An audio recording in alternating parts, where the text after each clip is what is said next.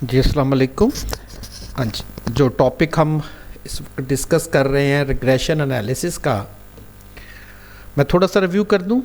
Regression हम उस situation में यूज़ करते हैं जब दो वेरिएबल्स जो आपस में रिलेटेड हैं उनके दरमियान क्या रिलेशनशिप है, हम उस रिलेशनशिप को अंडरस्टैंड करना चाहते हैं और एक्सप्लेन करना चाहते हैं with the help of a mathematical equation कि वो आपस में किस तरह से रिलेटेड है।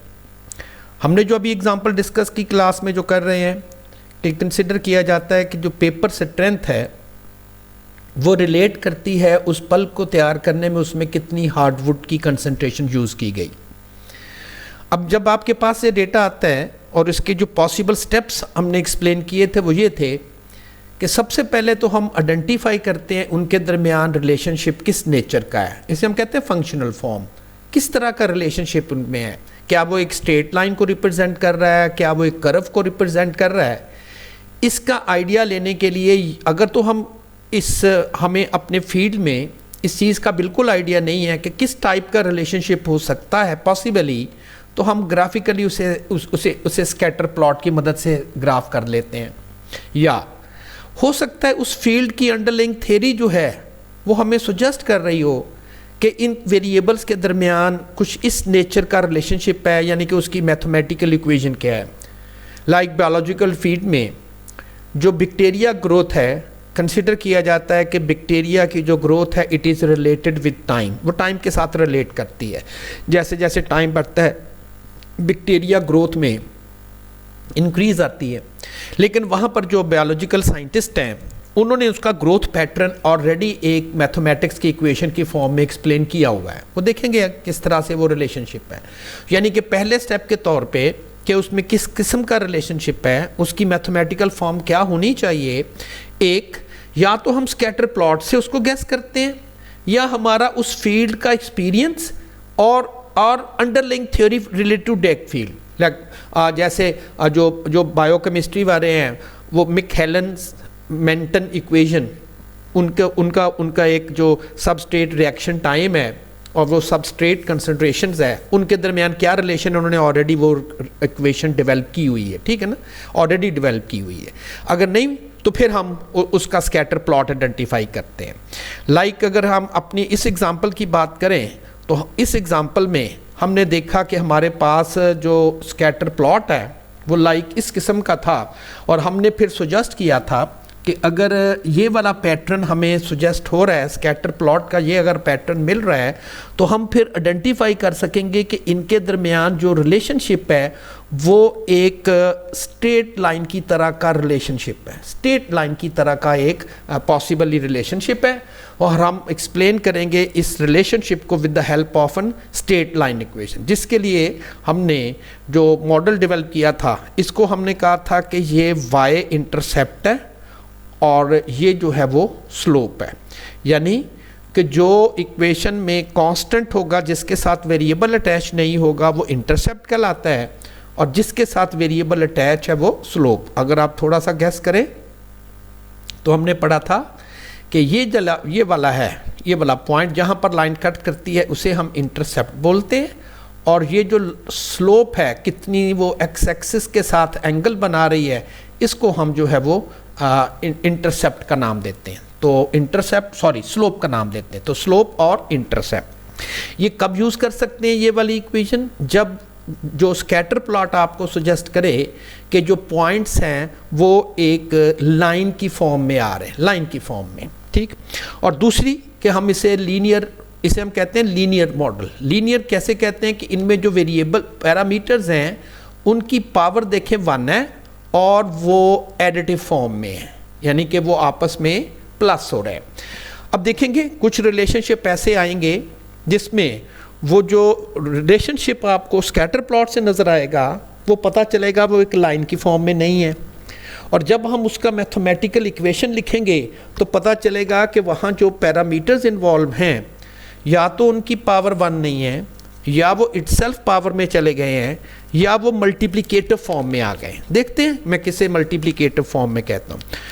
याद ये रखना है कि हमने जो फार्मूले भी पढ़े हैं बेस्ट फिट इक्वेशन को फाइंड करने के लिए, जो हमने इक्वेशन पढ़े, ये फार्मूले पढ़े हैं, ये इंटरसेप्ट का सैंपल से एस्टिमेट किया था हमने, ये स्लोप का सैंपल से एस्टिमेट किया था, फिर हमने बेस्ट फिट लाइन की इक्वेशन लिखी थी। लेकिन ये सब उस वक़्त जब हमारे पास पॉइंट्स किस फॉर्म में हो, लाइन की फॉर्म में, इसे हम लीनियर बोलते हैं। क्लियर? तो ये हमने एक्सरसाइज जो थी वो हमने परफॉर्म की थी। आज का जो हमारा कंसर्न है वो ऐसे रिलेशनशिप हैं जो कि लाइन की फॉर्म में नहीं है, लीनियर नहीं है, वो नॉन लीनियर है। यानी कि वो लाइन की फॉर्म में नहीं आते बल्कि वो नॉन लीनियर रिग्रेशन है। उनको हम कैसे, चूँकि हम जो फार्मूले पढ़ चुके हैं वो सिर्फ उस वक्त एप्लीकेबल हैं जब पॉइंट्स स्कैटर प्लॉट सुजेस्ट करता है कि वो सारे के सारे लाइन की फॉर्म में पॉइंट्स हों। ठीक, लाइन की फॉर्म में ये पूरा स्ट्रक्चर है। इस वक्त जो हम डिस्कशन पे आ रहे हैं वो ये है कि हम ऐसी रिग्रेशन रिलेशनशिप मेजर करना जो लाइन की फॉर्म की हों, और उसमें से सिर्फ हमने अभी सिंपल जो है वो डिस्कस किया। सिंपल का मतलब है when there is only one independent variable X. फिर हम बाद में नेक्स्ट डिस्कशन में पढ़ेंगे मल्टीपल, जिसमें हम कहेंगे कि जो y है उसको इन्फ्लुएंस करने वाला कोई एक सिंगल वेरिएबल नहीं है बल्कि एक से ज़्यादा 2 या 3 वेरिएबल इंडिपेंडेंट वेरिएबल है जो कि इसको इन्फ्लुएंस कर रहे हैं। लेकिन फ़िलहाल अभी हमने ये चीज़ डिस्कस नहीं की। हम इस साइड पर आ जाएंगे। नॉन लीनियर जिसमें पॉइंट्स लीनियर फॉर्म में नहीं है। अब आप कहेंगे जी हमने फार्मूले हम जो ऑलरेडी पढ़ चुके हैं उसकी प्री रिक्विजिट समझ लें। फार्मूलों की ये है कि पॉइंट्स एक लाइन पैटर्न पर होने चाहिए, एक लाइन की फॉर्म में होने चाहिए।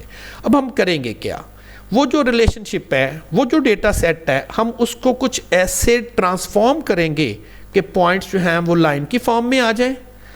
आप पूछेंगे सर इसका क्या फ़ायदा होगा अगर पॉइंट्स, तो फिर हम जो फार्मूले ऑलरेडी पढ़े हुए हैं देन हम इजीली सारे के सारे जो है वो इसके ऊपर एप्लीकेबल हो जाएंगे। तो हमने क्या करना है, ऐसे रिलेशनशिप जो लीनियर नहीं है हम उसे ट्रांसफॉर्म करके लीनियर बनाएंगे ताकि हम लीनियर के जो फार्मूले हम ऑलरेडी डिस्कस कर चुके हैं सारे के सारे फार्मूले हम वो पढ़ सकेंगे।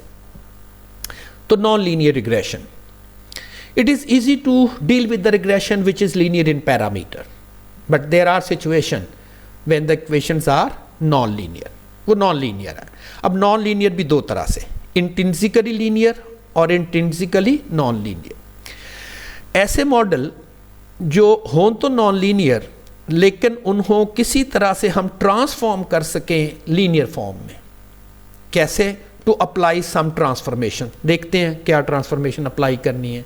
किसी न किसी तरह से हम उनको लीनियर फॉर्म में जो है वो ट्रांसफॉर्म कर सकें तो हम कह सकते हैं कि ये इंट्रिंसिकली लीनियर मॉडल है। That can be converted into linear after applying some transformation. लेकिन ऐसे मॉडल जो किसी तरह से भी ट्रांसफॉर्म ना हो सके लीनियर मॉडल्स में, तो उसको हम कहते हैं ये इंट्रिंसिकली नॉन लीनियर है। ठीक, तो क्या मतलब कि जो इंट्रिंसिकली नॉन लीनियर है तो फिर क्या उनको फिर सॉल्व ही नहीं किया जा सकता? किया तो जा सकता है लेकिन उसके लिए ज़रा थोड़ा एडवांस लेवल का समझ ले, मैथमेटिक्स, ज़रा कॉम्प्लेक्स किस्म का मैथमेटिक्स रिक्वायर है जो कि इस कोर्स का टारगेट नहीं है। इस कोर्स का टारगेट है ऐसे मॉडल जिनको है तो नॉन लीनियर लेकिन इनको कन्वर्ट करके उनको लीनियर फॉर्म में कन्वर्ट किया जा सकता है। उसे हम कह देते हैं कि ये इंट्रिंसिकली लीनियर मॉडल्स हैं। तो हमने ऐसे मॉडल देखने हैं जो है तो non linear but can be converted into linear after applying some transformation. कहता नॉन लीनियरिटी कैसे पता चलेगी? It is visually determined from the scatter plot. कहता स्कैटर प्लॉट बनाया, पता चला पॉइंट्स जो है वो लीनियर फॉर्म नहीं है, या प्रीवियसली एक्सपीरियंस से।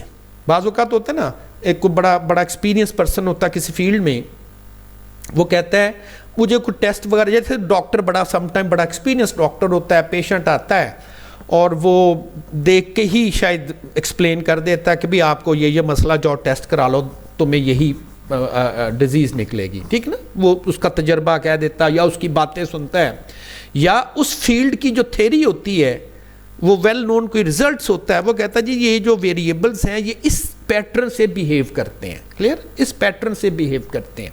यानी कि हमें पता चल गया या स्कैटर प्लॉट सुजेस्ट करता है या उस फील्ड का जो एक्सपीरियंस पर्सन है, वो जिस फील्ड में अगर आप 10, 15, 20 साल से एक ही जगह काम कर रहे हो तो इतने आप एक्सपीरियंस्ड हो जाते हैं।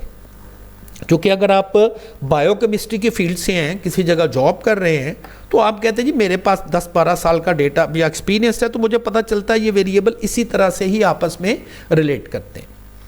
अब हम एक एग्जांपल कोड करते हैं जी, नॉन लीनियर। फॉर एग्जांपल आपको एक्सप्लेन किया जा रहा है कि दो वेरिएबल्स एक्स और वाई आपस में रिलेटेड हैं और उनके दरमियान जो रिलेशनशिप है वो उन्होंने कह दिया है वो इस फॉर्म में है।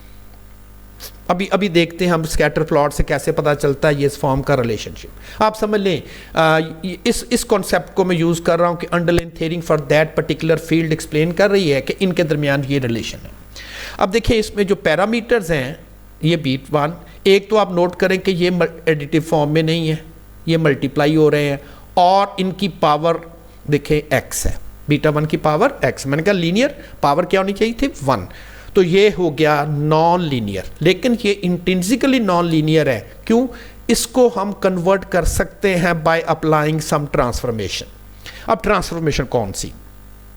देखें जो लॉग है उस लॉग की दो बड़े फेमस प्रॉपर्टीज़ अगर आप याद करें, लॉग की दो बड़ी फेमस प्रॉपर्टीज़ ये हैं कि अगर कोई लॉग आपने अप्लाई करना हो, लॉग, और वो जो लॉग आप अप्लाई कर रहे हो उसमें दो क्वांटिटीज़ आपस में मल्टीप्लाई हो रही हैं। फ़र्ज़ करें ये x है मल्टीप्लाई विद y है, दो क्वांटिटी आपस में मल्टीप्लाई हो रही हैं। आप इसके ऊपर लॉग अप्लाई करते हो तो उसकी करैक्टरिस्टिक्स ये है कि वो लॉग आ जाएगा सम ऑफ देयर सम, यानी कि लॉग x और प्लस लॉग y।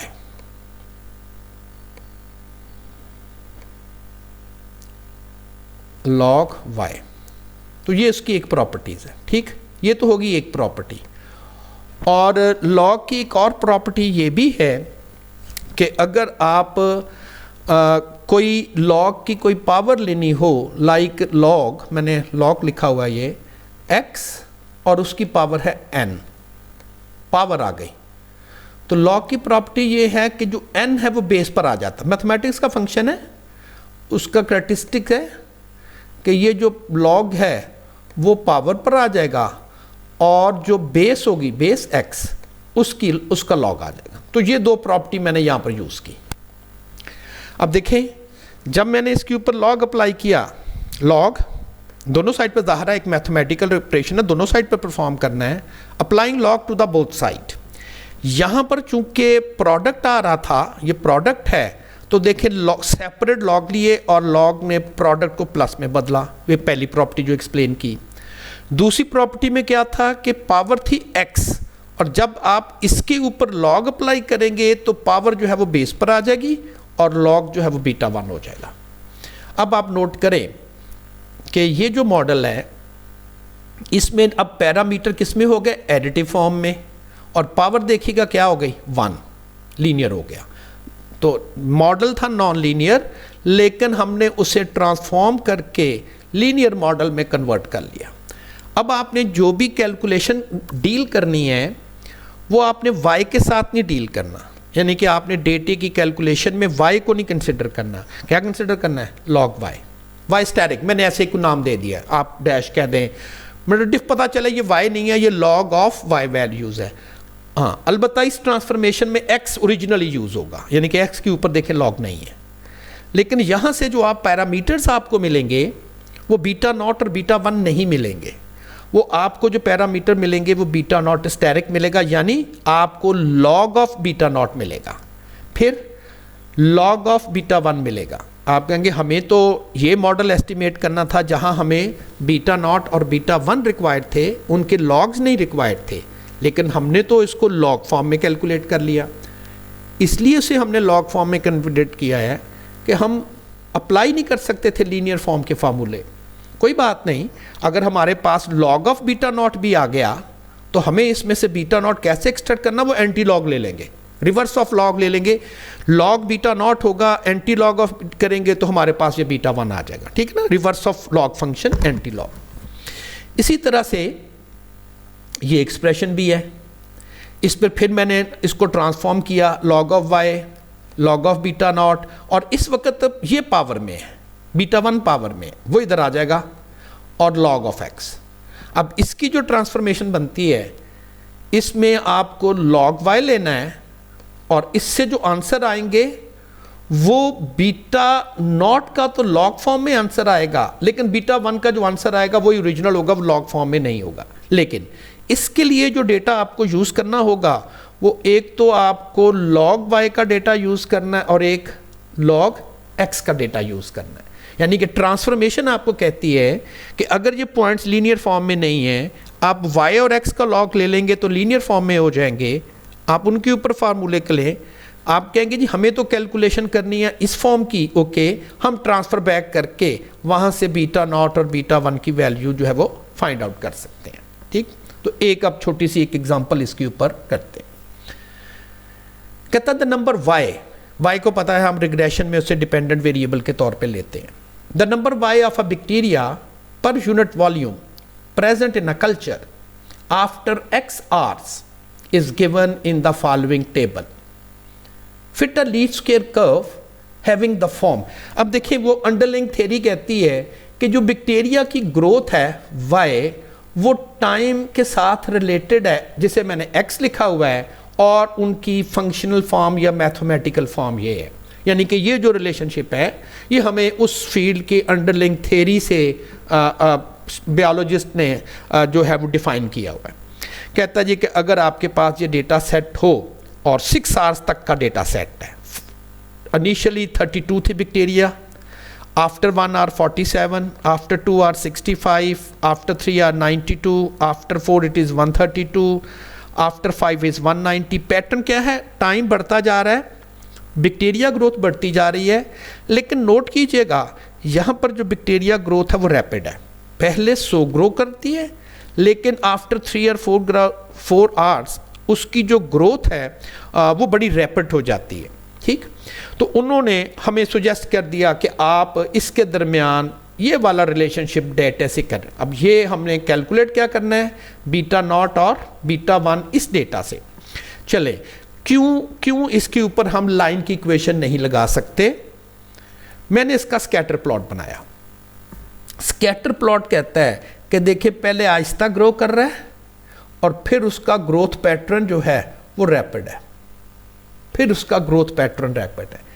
तो ये लीनियर फॉर्म में नहीं है। अगर पॉइंट कुछ ऐसे होते ना, कुछ ऐसे करके, तो मैंने कहना था ये लीनियर फॉर्म में चल गए, लेकिन ये कर्व फॉर्म में चल रहे हैं। और वैसे तो आप लोगों के लिए ये पहचानना, स्कैटर प्लॉट से पहचानना मुश्किल कि इसके ऊपर कौन सी कर्व जो है वो फिट होगी, स्कैटर प्लॉट से पहचानना मुश्किल। तो आपके लिए समझ लीजिए सजेस्ट किया जाएगा कि किस टाइप की कर्व या किस टाइप का इक्वेशन जो है वो आपको फिट करनी। अब इसके ऊपर वो जो आपको ट्रांसफॉर्मेशन हमें अप्लाई करनी पड़ेगी, तो मैंने इसके ऊपर लॉग ट्रांसफॉर्मेशन अप्लाई की और ये लीनियर फॉर्म बन गई। कैसे बनी ये देखिएगा, log y लिया और x लिया, x एक्सिस पर x, y एक्सिस पर log y। और नोट कीजिएगा ओरिजिनल फॉर्म कहती है कि पॉइंट्स जो हैं वो कर्व फॉर्म में है, लेकिन जब आप x और log y लेंगे तो देखें पॉइंट्स जो हैं वो बिल्कुल स्ट्रेट लाइन फॉर्म में आ गए। अब इस डेटे के ऊपर आप जो ऑलरेडी इंटरसेप्ट और स्लोप के फार्मूले पढ़ चुके हैं वो सिर्फ उस वक्त एप्लीकेबल हैं जब पॉइंट्स किस तरह के हों, लीनियर फॉर्म में। तो अब आप इसके ऊपर वो फार्मूले अप्लाई नहीं कर पाएंगे, आपने ट्रांसफ़र कर लिया उसको लीनियर फॉर्म में और अब वही फार्मूले यहाँ पर एप्लीकेबल होंगे। अब मैंने डेटा लेना है x का, लेकिन y का नहीं, log y का, और उसके ऊपर जो आपको इंटरसेप्ट और स्लोप के फार्मूले टीच किए गए वो आपको यहाँ पर एज इट इज़ जो है वो अप्लाई करने। अब आपको मैंने कहा कि एग्ज़ाम में अपनी टाइम सेविंग के लिए आप यूज़ कर सकते हो कि आप डायरेक्ट कैलकुलेटर भी यूज़ कर लो। अब मैं x में x का डेटा रख दूंगा और y में log y का डेटा जो है, log y का डेटा वो y में रख दिया जाएगा, वो y का डेटा उधर पुट कर दिया जाएगा। आप अपने कैलकुलेटर्स को स्टैट बोर्ड में ले आएंगे, नंबर 3 के साथ, और फिर नंबर 2। देखें ना वहाँ पर भी लिखा हुआ है a + bx, वो एडिटिव फॉर्म, इंटरसेप्टर स्लोप, ठीक है ना। यानी कि उसने कहा यहाँ पर वही फार्मूले अप्लाई होंगे जो लाइन की फॉर्म में होंगे। नंबर 2, x का डेटा तो आप लोग फीड करेंगे 0, 1, 2, 3, 4, 5 और 6। इसके बाद आप दूसरे सेल में आ जाएंगे और दूसरे सेल में अब आपने जो वैल्यूज़ फीड करनी है वो लॉग ले लेंगे। देखिए लॉग और 32, ठीक, लॉग 32। अब वो खुद ही उस वैल्यूज़ का लॉग लेगा और आपके कॉलम में लॉग लेके और उसकी जो वैल्यूज़ है वो फीड कर देगा। यानी कि आपको ये नहीं है कि पहले लॉग सेपरेट करना है, आपको लेना है, फिर उसको फीडिंग करनी है। तो खुद ब खुद ही उसने पहले जो है वो लॉग लेना है और देन उसने यहाँ पर वैल्यू जो है वो फीड कर देनी। मैं इसको फीड कर रहा हूँ 132, then 190 and the last one is 275। ये वैल्यू हमारी फीड हो गई। ऑल क्लियर, एस्केप कर दिया। अब आपको कैलकुलेशन करनी है इंटरसेप्ट और स्लोप की। शिफ्ट 1, 5 और 1, 1.51 राउंड फिगर में मैंने लिख दिया, तो 1.51।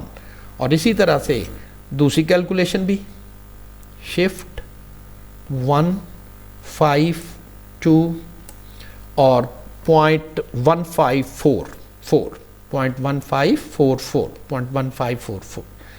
तो ये आपके पास इंटरसेप्ट और स्लोप, लेकिन लॉग फॉर्म में आए। वो कैसे लॉग फॉर्म में आए? हमें पता था कि जो लीनियर फॉर्म बनाई थी वो लॉग फॉर्म में बनी थी, लेकिन हमें तो ओरिजिनल फॉर्म में आपने देखना है कि हमें क्या चाहिए। हमें बीटा नॉट चाहिए, नॉट लॉग बीटा नॉट। हमें बीटा 1 चाहिए, नॉट लॉग बीटा 1। अब हम यहाँ से रिवर्स अपना कैलकुलेट करेंगे और इससे हम रिवर्स अपना बीटा नॉट कैलकुलेट करेंगे। सिंपल, एंटी लॉग्स ले दें। एंटी लॉग, चूंकि ये 1.51 लॉग ऑफ बी नॉट है तो मैंने लिख दिया लॉग बी नॉट 1.51, और लॉग आपको पता है जब दूसरी साइड पे जाएगा तो वो एंटी लॉग फॉर्म में आ जाएगा। ठीक, एंटी लॉग में अगर आप कहेंगे एंटी लॉग तो शिफ्ट ऑफ लॉग और उसके अंदर 1.51। वो आपको लगेगा ये एंटी लॉग नहीं लिखा आ रहा, ये 10 टू द पावर कुछ लिखा आ रहा है। ये बेसिकली लॉग यही चीज़ होती है, डोंट वरी अबाउट दैट। बस आप इसको शिफ्ट लॉग, एंटी लॉग लेना हो तो लॉग तो डायरेक्ट, एंटी लॉग लेना हो तो शिफ्ट लॉग के साथ। तो 32.36, तो 32.36 हमने लॉग बी नॉट कैलकुलेट किया और इसमें से बी नॉट जो है वो एक्सट्रैक्ट कर लिया, और सिमिलरली B1 भी। अब हमारे पास जो प्रीवियसली इक्वेशन थी जिसमें था कि जी ये B नॉट है और B1 और पावर x, वो कंप्लीट हो गई। हम डायरेक्ट नहीं ये फाइंड किया, बल्कि हमने इनडायरेक्टली इनकी वैल्यूज़ कैलकुलेट की और इक्वेशन फाइंड कर ली। अब ये मॉडल कंप्लीट है। और हमने पढ़ा था कि ये हम इक्वेशन या रिलेशनशिप इस्टेब्लिश क्यों करते हैं? इसलिए कि ताकि हम प्रिडिक्शन कर सकें।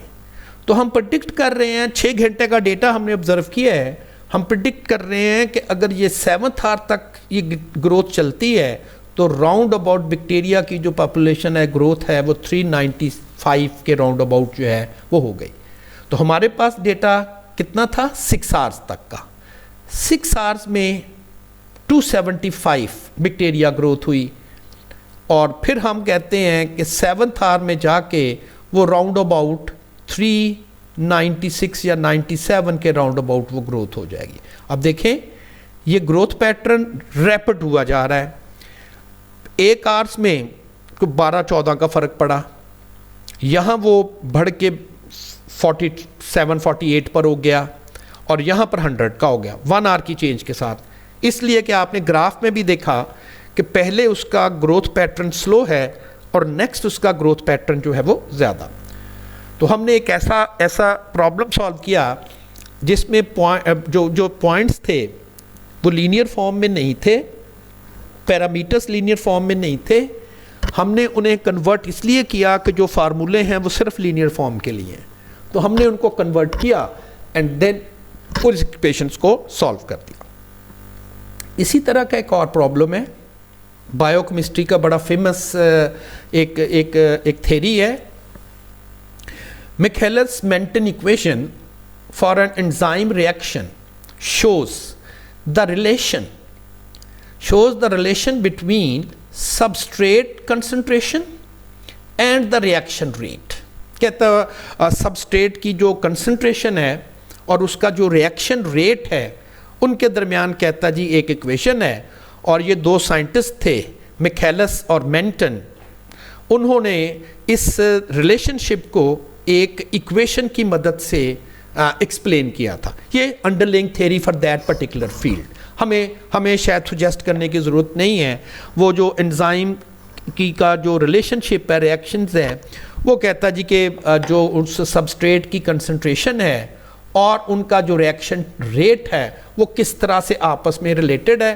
तो ये जो है वो मिखेलिस-मेंटन इक्वेशन है। इसमें हम पता है कि जो लेफ़्ट साइड पर आता है वो हम उसे कंसिडर करते हैं डिपेंडेंट, और जो कुछ राइट साइड पर आएगा वो हमारे लिए इंडिपेंडेंट का रोल प्ले करता है। अब चूंकि इक्वेशन उसको इस फॉर्म में लिखी हुई थी, not in X Y form, हम तो पढ़ रहे हैं ना डिपेंडेंट को वाई कहना है और इंडिपेंडेंट को एक्स कहना है, ये उसकी ओरिजिनल इक्वेशन, चूंकि उसे तो नहीं पता कि स्टैटिस्टिक्स वाले इसे कैसे लिखते हैं, उसने तो ओरिजिनल इक्वेशन लिख दी। आप समझ लें ये हमारे लिए वाई है, ठीक, ये हमारे लिए वाई है, that is the reaction rate.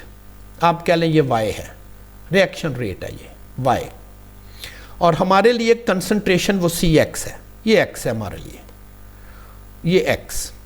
और ये जो दो हैं के एम और वी मैक्स, ये तो मेंटन्स मैकेलेंस कांस्टेंट कहलाता है या कोफिशिएंट कहलाता है, और ये मैक्सिमम वेलोसिटी। अब हमें एक्चुअली इनके ओरिजिनल जी मैक्सिमम वेलोसिटी क्या होती है, हमारा काम चूंकि इसकी सिर्फ कैलकुलेशन रिक्वायर है तो वो हम कर रहे हैं। सो V is the reaction rate micromolar, C is the substrate concentrations micromolar पर minute, V max is the theoretical maximum rate of the process and Km is the Michaelis coefficient। मतलब मैंने बता दिया कि इसमें V, C, Vm, ये दो हमने एक्चुअली चीज़ें एस्टिमेट करनी है, ये वाली, इसको हमने कैलकुलेट करना। ये तो वो वेरिएबल है ना, ये डिपेंडेंट वेरिएबल हमारे लिए, ये इंडिपेंडेंट वेरिएबल है, वो बीटा नॉट बीटा वन हमने कैलकुलेट किया था, यहाँ वो समझ ले V max और Km की तरह कर रहा है, क्लियर, और उसके लिए ये डेटा दिया। अपेरेंटली देखें जैसे जैसे कंसंट्रेशन बढ़ रही है वेलोसिटी में इजाफा हो रहा है, ऐसे ही है ना, देखें पहले 0.24, 0.28, 0.33, 0.4, 0.45 इजाफा हो रहा है। अब मैंने इसका जब स्कैटर प्लॉट बनाया क्लियरली नज़र आ रहा है कि पहले वो स्लो ग्रो कर रहा था, ऐसे ही है ना, अप साइड, और फिर बढ़ता ही गया,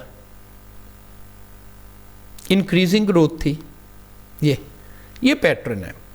अब फर्ज करें आप स्कैटर प्लॉट से कोई सबक नहीं सीखते, आप कहते हैं जी दो वेरिएबल दिए हुए हैं, इसको हम y कहते हैं डिपेंडेंट, इसको x कहते हैं इंडिपेंडेंट, और सिंपल लीनियर रिग्रेशन जो पहले पढ़ी थी लगा दी, चले मैंने इससे कोई सबक नहीं सीखा और मैंने लगा दी। हम जब देखें अप्लाई करने में तो कोई हर्ज नहीं है, ये नहीं कोई चीज़ रॉन्ग होगी और आप लोग कहेंगे जी कि कैलकुलेशन नहीं हो सकती। हम अक्सर एक तवज्जो देते हैं आर स्क्वायर पे, R square not bad, 84.67 is not bad, लेकिन आर स्क्वायर के ना कोई स्पेसिफिक थ्रेशोल्ड लेवल नहीं है, ये हर फील्ड के लिए, मतलब एग्रीकल्चर वाले जब अपना काम करते तो उनके लिए आर स्क्वायर किसी और स्टैंडर्ड्स पर होगा कि हमारे लिए तो ये 70-80% काफ़ी है। सोशियोलॉजी फील्ड में वो लोग कहते हैं जी 40 से 45% आर स्क्वायर आ जाए तो that's enough for our field, चूँकि हमारी ह्यूमन स्टडीज़ होती हैं। लेकिन जो यहाँ पर ज़्यादा कंट्रोल्ड एक्सपेरिमेंट्स होते हैं लाइक केमिस्ट्री, बायोकेमिस्ट्री, फिज़िक्स के, तो शायद ये 98-97% से नीचे लोग कंप्रोमाइज़ ही नहीं करते, ठीक है ना। तो अब बायोकेमिस्ट्री वाले कहते हैं जी ये तो कोई बहुत ज़्यादा हमारे लिए कोई बेटर फिट नहीं है। इसलिए कि उन्होंने इसके ऊपर तवज्जो नहीं दी। वो कहते थे कि ये उन्होंने इस तरह करके लीनियर इक्वेशन लगाई हुई है, जबकि ये तो कर्व फॉर्म में होनी चाहिए। अब जो दूसरा सिम्टम अपीयर होगा वो एक्चुअली रेजिडुअल प्लॉट में होगा। This is the residual plot. Errors पता था ना, एरर्स कैलकुलेट कर लेते हैं हम, ये एरर्स। अब देखिए एरर्स भी आपको बड़ा ही क्लियर स्ट्रक्चर दे रहे हैं, स्ट्रक्चरलेस होना चाहिए था, उन्होंने बड़ा ही क्लियर स्ट्रक्चर आपको दिया है। अगर आप इधर को देख के सेटिस्फाई हो जाएं तो आप एक मिस्टेक ये कर रहे हो कि आप रेजिडुअल प्लॉट नहीं देख रहे। Residual error, it should be structureless, इसमें कोई पैटर्न नहीं होना चाहिए। अगर इसमें कोई पैटर्न है तो अब स्टिल हम समझेंगे कि या तो हम कोई इंपॉर्टेंट वेरिएबल मिस कर रहे हैं जो कि शायद इस इक्वेशन में तो नहीं है, या हम फंक्शनल फॉर्म गलत लगा रहे हैं। हाँ, ये हमने ज़रूर गलत कर दिया। हमने जो इसके ऊपर इक्वेशन फिट कर दी, समझ लें कि आपने सिंपल और कुछ भी नहीं किया, आपने बस इस तरह की इक्वेशन, एडिटिव फॉर्म, लाइन की इक्वेशन फिट की, ये वाली, और इंडिपेंडेंट वेरिएबल यहाँ पर कंसंट्रेशन ये फिट की है, जिससे आपको आर स्क्वायर की वैल्यू ये मिली। ठीक, अब यहाँ पर कोई वेरिएबल आपने इंडिपेंडेंट नहीं मिस किया, बल्कि आपने ये फॉर्म उस फील्ड के लोग कहते होनी चाहिए थी और आप उसकी बजाय ये वाली लगा रहे हैं, जो कि गलत हो गई। और कहाँ से पता चला? एक तो low value of R square, आप कहते हैं जी कोई इतनी लो तो नहीं है, ओके, आपको रेजिडुअल प्लॉट ने बताया कि भाई आप कुछ रॉन्ग कर रहे हो। क्लियर? तो अब हमें अब टेक्निकली ये वाली इक्वेशन अपने डेटा सेट पर फिट करनी है, ये वाली इक्वेशन, और ये लीनियर नहीं है। इसमें आप समझ लें कि ये हमारे कोएफिशिएंट्स हैं, ये वाले कोएफिशिएंट्स हैं, और ये एडिटिव फॉर्म में नहीं है, लीनियर फॉर्म में नहीं है। अब इसके ऊपर हमें क्या ट्रांसफॉर्मेशन करनी है? एक तो इसके ऊपर लॉग वाली ट्रांसफॉर्मेशन तो शायद ना अप्लाई हो। अच्छा, एक मैथमेटिक्स में एक बड़ी ही इंपॉर्टेंट प्रॉपर्टी ये है कि अब हम चाहेंगे कि इनको ना सेपरेट कर दें, इन इक्वेशंस को सेपरेट कर दें। अच्छा, अगर लिखा हुआ हो ना a प्लस बी और ऊपर लिखा हुआ हो c, ये, और मैं कहूँगा कि इनको सेपरेट कर दें। टेक्निकली इसको हम समझेंगे ये एक टर्म है, या चले मैं c के साथ एक d भी लिख लेता हूँ। d, जो चीज़ें प्रोडक्ट हो रही हो उसको हम कंसिडर करते हैं, आप ऐसा कह लें कि एक टर्म है, और जो ऐड हो रही हो उसको हम समझते हैं कि दो डिफरेंट टर्म्स हैं। ये दो डिफरेंट टर्म्स हैं, ऊपर एक सिंगल टर्म है और नीचे दो डिफरेंट टर्म्स हैं। इनको अगर आपने सेपरेट करना हो तो इसका तो कोई शायद वे नहीं है, लेकिन अगर ये इसके उलट होता, रेसिप्रोकल होता, उलट होता कि ऊपर आपके पास दो टर्म्स हैं और नीचे आपके पास फर्ज करें कुछ इस तरह से आ जाता है। हाँ, इसको आप अलग-अलग कर सकते हैं। कैसे? a और नीचे इसको अलग डिवाइड कर दिया, CD plus B over CD। अब देखें, वो LCM याद करें। चलो, मैंने यहां पर कुछ करैक्टर लिख दिए हैं, आप LCM याद करें, कर सकते हैं, बिल्कुल इस तरह से कर सकते हैं। चले मैं उसको ज़रा कुछ LCM टाइप करके लिख देता हूँ। लेट सपोज 7 + 6 है ओवर लेट सपोज 8 है। ऊपर दो टर्म है, नीचे एक सिंगल टर्म है। This is equivalent. क्या? 7 को 8 से ज़्यादा डिवाइड कर दें, 7 डिवाइडेड बाय 8 और प्लस 6 डिवाइडेड बाय 8। अब एलिमेंट्री मैथमेटिक्स याद करें कि जब फ्रैक्शनल फॉर्म में हो और आपने इसको सॉल्व करना, तो आप कहते हैं LCM ले लें। अब LCM दोनों का 8 आता है, ऐसे ही है ना। और ऊपर 7 + 6 वही आंसर आ गया ना, वही आंसर आ गया। यानी कि अब आपको अगर वही सेम आंसर आ गया, हमें एक तो ये फॉर्म में आ रहे हैं, आप इसका पहले रेसिप्रोकल ले लें, लॉग नहीं रेसिप्रोकल। रेसिप्रोकल का मतलब होता है उलट करना, चीज को उलट देना, रेसिप्रोकल कर देना। दोनों साइड पर लॉग नहीं लिया, दोनों साइड पर मैंने रेसिप्रोकल किया है। अब होगा क्या, नीचे चूंकि इसको मैंने कहा है ये एज आर सिंगल टर्म आएगी, चूंकि ये मल्टीप्लिकेशन है इनके दरमियान, नीचे जो है वो दो सेपरेट टर्म आएंगी। अब इस टर्म्स को आप अलहदा लिख सकते हैं और प्लस इस टर्म को आप अलहदा लिख सकते हैं, जो अभी अभी अभी आपको एक्सप्लेन किया, लाइक दिस वन। ठीक, वो अलहदा हो गया, वो अलहदा हो गया। अगर आप थोड़ी सी सिंप्लीफिकेशन परफॉर्म करें तो ये सी के साथ सी कैंसिल भी हो जाएगा और हमारे पास जो इक्वेशन बच गई, इधर रह गया 1, वो मैंने पहले लिख दिया 1/v मैक्स, और इधर आपके पास ये दोनों चीजें अननोन है और इसकी वैल्यू आपने फाइंड करनी है।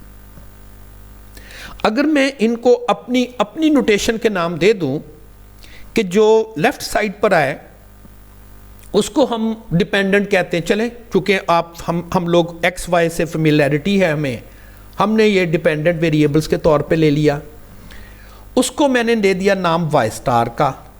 अब हमारे डेटे के मुताबिक वाई स्टार होगा रेसिप्रोकल वैल्यू ऑफ वी। याद है ना, हमारे पास वी का डेटा है और सी का डेटा है। ये हमारे लिए अब बीटा नॉट का रोल प्ले करेगा और ये क्या चीज हो गई, 1/v मैक्स।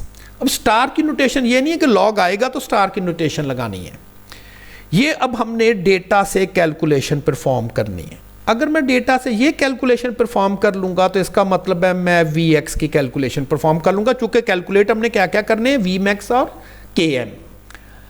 मैं अगर बी नॉट स्टार की कैलकुलेशन करूंगा, इसका मतलब है मैंने ये चीज कैलकुलेट कर ली, ठीक है ना। और मैंने कह दिया जिसमें वाई स्टार जो है वो रेसिप्रोकल वैल्यू ऑफ वी है, एक्स स्टार जो होगा रेसिप्रोकल वैल्यू ऑफ सी होगा, और इससे जो दो कैलकुलेशंस आएंगी वो बी नॉट स्टार और बी वन स्टार की आएंगी, और मैं उसे फिर दोबारा कैलकुलेट कर लूंगा। तो ये हमने अब रेसिप्रोकल ट्रांसफॉर्मेशन से इसे हमने लीनियर फॉर्म में चेंज कर लिया। अब मेरे पास डेटा सेट था सी और वी, और ट्रांसफॉर्मेशन ये कहती है कि जी आप इसके रेसिप्रोकल्स लेंगे, रेसिप्रोकल 1/c और 1/v। अब हमने जो डेटा, चूंकि जो डेटा यूज़ करना है वो 1/c और 1/v का डेटा यूज़ करना है। अब देखिए यहाँ पर मैंने 1/c लिया रेसिप्रोकल ऑफ c, यहाँ 1/v लिया रेसिप्रोकल ऑफ v, और नोट कीजिएगा अब देखें ये पॉइंट्स जो हैं वो तकरीबन स्ट्रेट लाइन फॉर्म में आपको पता ना बेस्ट फिट लाइन है, सारे पॉइंट एग्जैक्ट लाइन पर तो नहीं होंगे लेकिन ये कुछ स्ट्रेट लाइन फिट्स में आ जाएंगे। अच्छा, ये जो ओरिजिनल डेटा है ना, ये देखें, ये ओरिजिनल डेटा अगर मैं फाइंड का प्लॉट बनाता हूँ ओरिजिनल डेटे का, तो वो इस फॉर्म में बना जो कि लीनियर नहीं है, लेकिन जब इनके रेसिप्रोकल्स लिए तो वो लीनियर बन गए। अच्छा, ये जो ओरिजिनल स्कैटर प्लॉट है ना ओरिजिनल डेटे का, बायोकेमिस्ट के फील्ड में इसे वो मिखेलिस मेंटन प्लॉट कहते हैं, यानी कि ओरिजिनल डेटे का जो स्कैटर प्लॉट है वो उसे कहते हैं ये मिखेलिस मेंटन प्लॉट है। लेकिन वो जब रेसिप्रोकल करके हम ड्रॉ करते हैं, रेसिप्रोकल ड्रॉ करके, तो उसे हम कह देते हैं, मतलब उस फील्ड के लोग कह देते हैं कि ये लाइन वीवर बर्ड प्लॉट है, लाइन वीवर बर्ड प्लॉट, जिसे वो लीनियर फॉर्म में बनाते हैं, लीनियर फॉर्म में। चलें जी, अब हमारे पास इक्वेशन लीनियर फॉर्म में आ गई। कब आई? जब हमने इसके क्या किए, जब हमने इनके रेसिप्रोकल्स जो हैं वो हमने नोट किए। अब हम कैलकुलेटर अपना उठाएंगे और x अब यहाँ पर क्या लेना है, x की जगह x वाले कॉलम में 1/c reciprocal of c values, और y वाले कॉलम में क्या लेना है, रेसिप्रोकल ऑफ v वैल्यूज। वो हम अपना प्लॉट देखेंगे ना, जो इस साइड पर होगा वो y और जो इस साइड पर होगा वो इंडिपेंडेंट यानी कि x, ये है रेसिप्रोकल ऑफ v और ये है रेसिप्रोकल ऑफ c वैल्यूज। तो रेसिप्रोकल ऑफ v और रेसिप्रोकल ऑफ c वैल्यूज। तो अब हम इसकी कैलकुलेशन जो है वो परफॉर्म करेंगे जी। तो अब हम कैलकुलेटर की मदद से ये इक्वेशन फाइंड करते हैं, चूँकि हम इसको स्ट्रेट लाइन लीनियर फॉर्म में ले आए हैं। तो चूँकि हम इसको लीनियर फॉर्म में ले आए हैं तो x वाले कॉलम में अब हमने क्या फीड करना है, 1/c, ठीक, रेसिप्रोकल ऑफ c। अच्छा जी 1.5, आपने कहना सर ये रेसिप्रोकल है, ये तो आपने डायरेक्ट लिख दिया 1.5। जी, जिस तरह से आप लॉग लिखते ना लॉग, इसी तरह से ये रेसिप्रोकल की भी है, ये है रेसिप्रोकल की, ये -1 लिखा हुआ पावर में, -1, तो दिस इज द रेसिप्रोकल की। और इसके बाद अगर आप इसको एंटर करेंगे तो देन वो क्या करेगा, 1.5 को रिवर्स करेगा, उसका रेसिप्रोकल लेगा और वैल्यू एंटर करेगा। देखें 0.666 समथिंग लाइक दैट, और ये यहाँ पर भी वही आ रही है, ठीक है ना। तो रेसिप्रोकल फॉर्म में उसने ये डेटा जो है वो यहाँ पर एंटर कर दिया। इसी तरह से 2, इसका रेसिप्रोकल एंटर, देन 3 इसका reciprocal enter, then 4 its reciprocal, then 8 its reciprocal, and then 16 its reciprocal। अब 1/, भी कर सकते हैं, ये नहीं कि ये ऐसा ही करना, अब 1/1.5 कर लें, 2 डिवाइडेड बाय कर लें, सेम थिंग। लेकिन चूँकि ये बड़ा कॉमन सा है तो रेसिप्रोकल की जो है वो कैलकुलेटर पर भी ऑलरेडी अवेलेबल है। और इसी तरह से अब आप जो दूसरा है उसको भी इसी तरह से ही आप करेंगे कि जी 0.21 का रेसिप्रोकल और इसको एंटर कर देंगे तो उसने 4.7619 4.7619, तो इसका मतलब है कि ये हमने जो कैलकुलेशंस कर रहे हैं वो ठीक कर रहा है, यानी कि वो रेसिप्रोकल लेता है पहले 1/, और देन वो इसको एंटर कर देता है। तो पहले तो हम रेसिप्रोकल फॉर्म में ये सारे का सारा डेटा जो है वो एंटर करेंगे, और 0.4 then its reciprocal and enter, and 0.45 and its reciprocal and then enter. तो ये हमारा डेटा कंप्लीट हो गया। इसके बाद शिफ्ट 1, 5 और इंटरसेप्ट की वैल्यू 1.997 समथिंग, 1.997, और फिर इसी तरह से y की b की value 4.266, 1.99 and 4.266, 1.998 and 4.266, that's all. तो हमने ट्रांसफ़र किया लीनियर फॉर्म में, इस दफ़ा रेसिप्रोकल ट्रांसफॉर्मेशन से, और हमने B0 और B1 की वैल्यू फाइंड कर ली। लेकिन याद रखा जाए कि ये B हमारे मॉडल में तो हमें Vmax चाहिए और Km चाहिए, हमने तो जो फाइंड किया। अच्छा, इसमें ये भी देखिएगा, अब जो पहले 87% था और अब देखिए यहाँ पर कहाँ पर चले गया 99.287 पे, तो हम शायद उसी पर खुश थे, लेकिन अब तो यहाँ पर हमें बहुत ज़्यादा इम्प्रूवमेंट मिल गई। अच्छा, ये भी जो है R कोएफिशिएंट ऑफ डिटर्मिनेशन जिसे हम कहते हैं, ये भी यहाँ पर अवेलेबल है। नंबर 5, ये 3, लेकिन ये R है, हमें क्या चाहिए R² और परसेंटेज फॉर्म में चाहिए। उसके बाद इक्वल करेंगे तो देखें 99.28, 99.28, तो 99.28, चूँकि मैंने शायद कंप्यूटर से किया था तो उसने आगे भी नंबर दिया हुआ। तो ये तो हो गया हमारा, लेकिन असल टारगेट क्या था हमारा, मिखेलिस-मेंटन इक्वेशन को सॉल्व करना, जिसके लिए तो हमें Vmax और Km चाहिए। और एक और दूसरा चीज़ नोट करें, ये देखें, ये पॉइंट ऐसे करके हैं, फिर ये कोई पॉइंट इस तरह से चले जाते हैं, कोई पैटर्न तो नहीं आ रहा ना इसमें, कभी ऐसे हैं कभी ऐसे चला जाता है, कोई ऐसे चला जाता है, और मतलब कि ये कोई ख़ास पैटर्न नहीं है कि पॉइंट इधर को चल रहे थे फिर उल्टे इधर को आना स्टार्ट हो गए, तो ये कोई पैटर्न नहीं नज़र आ रहा, स्ट्रक्चरलेस हो गया। जबकि जब आपने लीनियर इक्वेशन लगाई थी तो बड़ा शायद क्लियर पैटर्न हमें एक सजेस्ट कर रहा था, ये देखें बड़ा ही क्लियर पैटर्न हमें चल रहा था, increasing increasing and then decline, ठीक है ना। तो अब दोनों चीज़ें सही हो गई।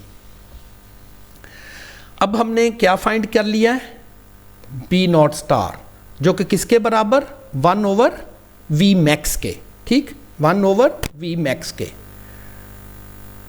तो B not star which is equal to 1/b max, और हमने क्या कैलकुलेट करना है, v मैक्स। ये v मैक्स इस साइड पर चला जाएगा और स्वैप करके ये साइड पर आ जाएगा, क्रॉस मल्टीप्लाई जिसे कहते हैं ना, याद होगा क्रॉस मल्टीप्लाई। v मैक्स जिसका आंसर फाइंड करना होता है ना, हम उसे लेफ्ट साइड पे ले आते हैं, तो क्रॉस मल्टीप्लाई किया, लेफ्ट साइड पे ले आए, v मैक्स का आंसर आ गया 0.5005। इसी तरह से b1, अब b1 स्टार की वैल्यू हमने जो डिटरमिन की थी 4.266 जो किसके बराबर थी, km/v मैक्स। किसकी वैल्यू फाइंड करनी है, km को। ये v मैक्स को क्रॉस मल्टीप्लाई कर दें, v max cross multiply with 4.266, और v मैक्स की वैल्यू हम पहले ही फाइंड कर चुके हैं, ठीक है ना। तो 2.135 लें जी, हमारी दोनों टारगेट्स पूरे हो गए। और फिर हम एस्टिमेटेड मैकेलस मेंटन इक्वेशन जो है वो लिख दी, जिसमें हमने लिखा हुआ था कि basically this is v max into C and this one is km, ऐसे ही था ना, km प्लस सी। और ये हमने अब एस्टिमेटेड इक्वेशंस फाइंड आउट कर ली, और इसकी मदद से अब हम कोई भी प्रेडिक्शंस वगैरह जो है वो हम इसको सॉल्व कर सकते हैं। क्लियर। तो होप सो आपको कैलकुलेटर की मदद से भी, और किस तरह से आपने उसको पहले लीनियर फॉर्म में ट्रांसफॉर्म करना है, और फिर उससे अपने जो रिक्वायर्ड पैरामीटर्स हैं वो ट्रांसफ़र बैक करके आपने उसको फाइंड आउट कर लेना। और ट्रांसफॉर्मेशन करने के लिए ये नहीं है कि लॉग या रेसिप्रोकल्स ही हैं, आप ज़रूर ये जो मैंने आपको स्टार्ट में 2-4 पॉसिबल ट्रांसफॉर्मेशंस दी थी, आप इसको अटैम्प्ट करें और देखें कि किस तरह से ये ट्रांसफॉर्मेशन है। जैसे ये थे, ठीक है ना, ये सीधी सीधी है, आप इसको ऊपर ले जाना चाहते हैं, just make an reciprocal transformation. Reciprocal में इस 1 नीचे आ गया, ये ऊपर चला गया, सीधा ही हो गया। यानी कि अब आपने जो डेटा यूज़ करना है वो y star reciprocal of y और x ओरिजिनल, और जो आंसर आएंगे वही आपके ओरिजिनल पैरामीटर होंगे, कोई ज़रूरत नहीं है, ठीक है ना। और इसी तरह से बाकी भी आप 1-2 जो है वो ट्रांसफ़र कर लेंगे। तो होप सो आपको इस चीज़ का आइडिया होगा कि जी। फिर अल्लाह हाफिज़ जी।